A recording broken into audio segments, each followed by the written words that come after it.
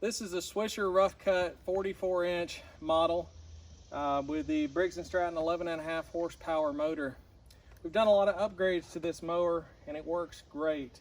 Some of the things that we've done to it is we've added an hour meter. We've got about 12 hours on it since we've owned it. We've changed all the hardware out to grade 8 bolts and Loctited those because there is some vibration as you cut. We've changed these bolts out here, the bolts on the main hitch. It is a pin hitch, and one thing we found really helpful, and I'll put a link in the description below, is there is a trailer ball that you can get from Amazon. It's got a 2-inch ball and it's got the pin hitch, so you never have to take it off. Also has a tow hook that you can hook a chain to. These Briggs & Stratton 11 horsepower motors, they run great, but they're notorious for having bad recoil starts. The plastic piece inside of them breaks. What I found out through a lot of research online is you can actually start these with a drill, and it's the best modification I've ever made. I'm really happy about it because you don't have to pull it started anymore. You don't have to worry about having a battery. All you need is a cordless drill, which most people have, and an impact socket. I'm using a 15-inch impact socket here today, and I'm also using an adapter from Performance Tools that I'll put a link below to as well. It's a Ratchet Adapter. I'm using 3/8 inch, but you could also do 1/2 inch if your socket's 1/2 inch. But what this adapter does is it allows the drill to turn the motor, and then as soon as it starts, the motor is spinning faster than the socket, so it ratchets in the opposite direction, and it makes it so that it won't rip it out of your hand. Excellent idea. You can also start it just with the impact, but if you do that, just make sure you take it off really quick or you could get injured as the motor starts to turn. It could take the drill with you.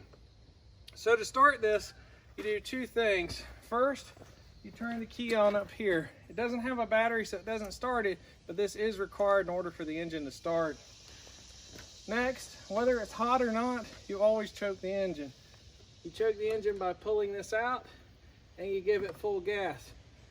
I've also added a fuel shutoff to this one, as well as a fuel filter that don't come from the factory that way, but I like to have it on all of my equipment. In order to start it, you just lift the flap here. I took the standard recoil to make it safe, the starter, cut out the center cap, and put some screws to hold it down here with a zip tie. You lift it up there.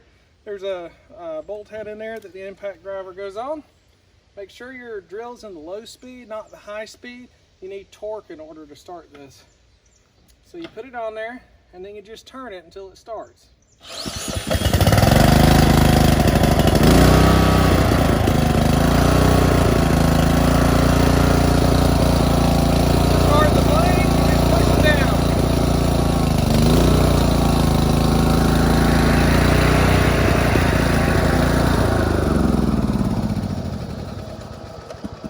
Also running a new Kevlar belt on this Rough Cut 44-inch. I've had really good luck with those Kevlar belts off of Amazon. I'll put a link to that as well. I think it's a BA50, but I'll definitely check on that for you. I pulled this with a Honda Rancher 350 with no problems at all, and also a Polaris Ranger 700 and a John Deere 550. So pretty much you can pull it with anything that you've got. It'll cut grass and trees and limbs that are good size. You know, it could be over your four-wheeler even if you take it nice and slow, 5 miles an hour or less and that type of stuff. And just start off high and then go lower if you need to. But if you're clearing a field for a food plot or something like that, you'll probably be cutting high anyway. But I have cut like a large field that the children play in, and you can cut it at 7 or 8 miles an hour, you know, second gear on a Rancher 350, and you can get it down really low. Works great. Tires hold the air really well. Replace the cotter pins with stainless steel there. Overall, it's just a great mower, and I hope that it's something you can enjoy as well.